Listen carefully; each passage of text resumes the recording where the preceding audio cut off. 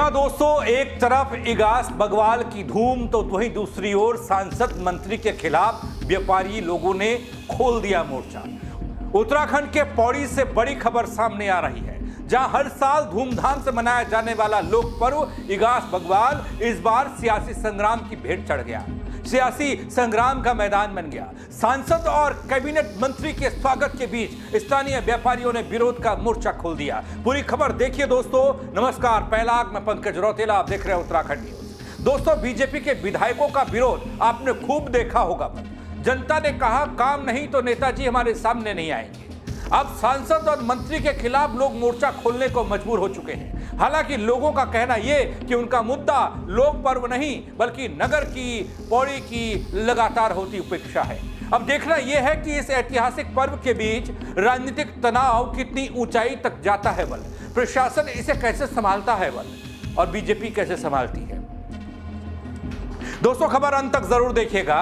एक तरफ अपना लोक पर्व इगास बगवाल, वहीं दूसरी ओर मुख्य अतिथि को लेकर हो गया बवाल। दोस्तों, उत्तराखंड में जहां एक ओर पूरे प्रदेश में इगास बगवाल की धूम देखने को मिली, तो वहीं पौड़ी में यह लोक पर्व इस बार सियासी तूफान का कारण बन गया। एक और बीजेपी संगठन इस पर्व को भव्य रूप से मनाना चाहता था, उसकी तैयारियां कर ली गई थी। दूसरी ओर स्थानीय व्यापारी इस आयोजन के खिलाफ खुलकर विरोध दर्ज कराते दिखाई दिए। जब व्यापारियों से सवाल हुआ कि आप इगास बगवाल के खिलाफ मोर्चा खोल रहे हैं, उन्होंने कहा नहीं, त्योहार तो हमारा पर्व है, लोक पर्व है, उसका सम्मान अपनी जगह है, लेकिन मुख्य अतिथि के तौर पर आ रहे सांसद और कैबिनेट मंत्री, आगे जाकर नाम भी बताऊंगा, बोला उन्होंने कोई काम नहीं किया तो उनको मुख्य अतिथि कैसा बनाना। दोस्तों, हालांकि विरोध का कारण पर्व नहीं रहा, जैसा मैंने आपको कहा, व्यापारियों ने कहा पर्व का विरोध नहीं बल्कि पौड़ी की लगातार हो रही उपेक्षा है, ऐसा कहना है व्यापारियों का। लेकिन इस नाराजगी ने अब एक राजनीतिक रूप लिया है, जहां जश्न और जनभावनाओं के बीच सियासत का धुआं उठने लगा है। दोस्तों, बीजेपी संगठन ने पौड़ी के रामलीला मैदान में इस साल इगास पर्व को धूमधाम से मनाने का फैसला किया। इस आयोजन में गढ़वाल सांसद अनिल बलूनी और कैबिनेट मंत्री डॉक्टर धन सिंह रावत मुख्य अतिथि के रूप में शामिल होने वाले थे। बीजेपी का मकसद था कि लोक पर्व को एक सांस्कृतिक उत्सव के रूप में मनाया जाए, जिससे उत्तराखंड की परंपरा और पहचान को और मजबूती मिलेगी। लेकिन ठीक आयोजन से पहले ही मामला सांस्कृतिक से राजनीतिक हो गया। दोस्तों, पौड़ी के स्थानीय व्यापारियों ने इस कार्यक्रम के खिलाफ खुलकर नाराजगी जाहिर कर दी। उनका कहना कि इगास पर्व या उसकी परंपरा से कोई आपत्ति नहीं है, विरोध तो नगर की तमाम अपेक्षाओं को लेकर है, विकासहीनता को लेकर है। सुनिए। सबसे पहले तो मैं आपके माध्यम से जनता को अवगत कराना चाहता हूँ कि ये विरोध इगास का नहीं है। इगास तो हमारा एक पावन पर्व है और मैं सबको इसकी शुभकामनाएं देता हूँ। ये जो विरोध है ये उन नेताओं का है जिन्होंने हमेशा पौड़ी की उपेक्षा की है और पौड़ी के हितों को दरकिनार करते हुए जो बीजेपी का संगठन है, इन्होंने भी कभी इन मुद्दों को जो है पौड़ी के समस्याओं को, जन समस्याएं जो हैं पौड़ी की, उनको कभी उठाया नहीं। और इस जो कार्यक्रम है, जो बीजेपी द्वारा ये प्रायोजित कार्यक्रम, हम इसका विरोध कर रहे हैं और हम चाहते हैं, मेरी जनता से अपील है कि वे ऐसे प्रोग्रामों को, ऐसे जो कार्यक्रम है जो बीजेपी द्वारा, जो सरकार द्वारा प्रायोजित कार्यक्रम है जिसमें कि ये अपनी केवल प्रशंसा करते हैं, इनका विरोध किया जाना चाहिए। जी हाँ, लोग कहते हैं दोस्तों कि हमारे नगर की सड़कें खराब हैं, हालत खराब है, व्यापार चौपट हो रहा है, पर्यटन विकास के नाम पर केवल घोषणाएं रह गई, जनप्रतिनिधि केवल पर्व पर आते हैं लेकिन समस्याओं पर मौन रहते हैं। हम पर्व का नहीं, इस दोहरे रवैये का विरोध कर रहे हैं। उनका यह कहना कि हम पौड़ी की जनता से प्यार करते हैं, हमारी संस्कृति से जुड़ाव है, लेकिन जब जनता की आवाज अनसुनी की जाती है बल, तो विरोध जरूरी हो जाता है। त्योहार मनाना ठीक है, लेकिन विकास की बातें सिर्फ मंच तक सीमित रहे तो ये गुस्सा। व्यापारियों ने सोशल मीडिया पर सांसद और मंत्री के बहिष्कार की अपील तक कर दी, पोस्टर लगा दिया बल, जो अब वायरल भी हुआ। अगर बात यह है कि इगास के पर्व का बहिष्कार करना, तो ये गलत है। ये हमारा बहुत ही पौराणिक त्यौहार है। इगास का त्यौहार को कोई भी प्रकार से बहिष्कार नहीं देना चाहिए।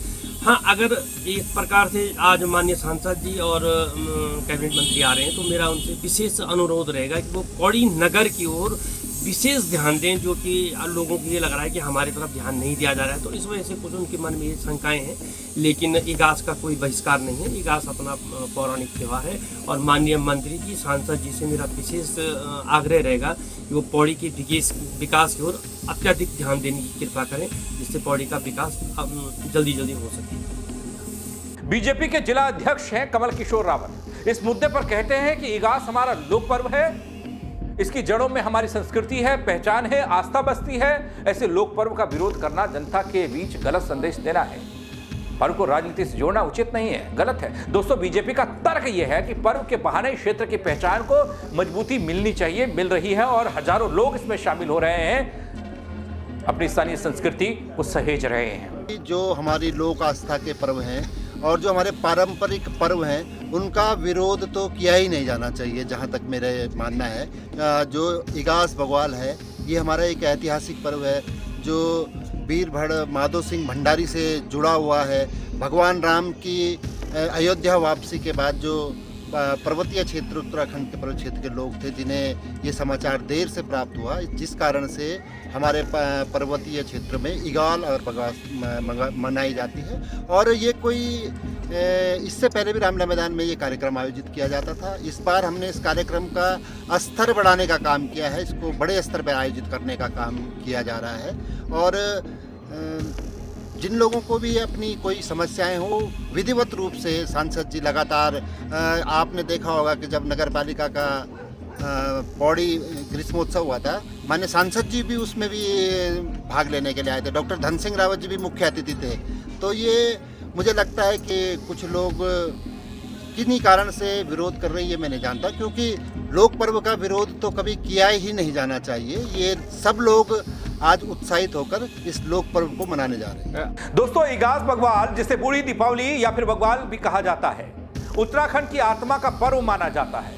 यह त्योहार दीपावली के 11वें दिन मनाया जाता है और इसका जुड़ाव उस ऐतिहासिक परंपरा से है जब सैनिक लंबे समय बाद युद्ध से लौटते थे। हालांकि अलग अलग लोक कथाएं, अलग अलग उसमें बातें। उनके परिवार जब सैनिक लौटते थे तो असल में दिवाली तब मनाते थे जब वो घर आते थे। हम जानते हैं कि उत्तराखंड में सैनिकों की संख्या कितनी है, सैनिक परिवार कितने हैं, कितने रिटायर्ड सैनिक हैं। हर दूसरे घर से आपको एक सैनिक यहाँ से मिलेगा।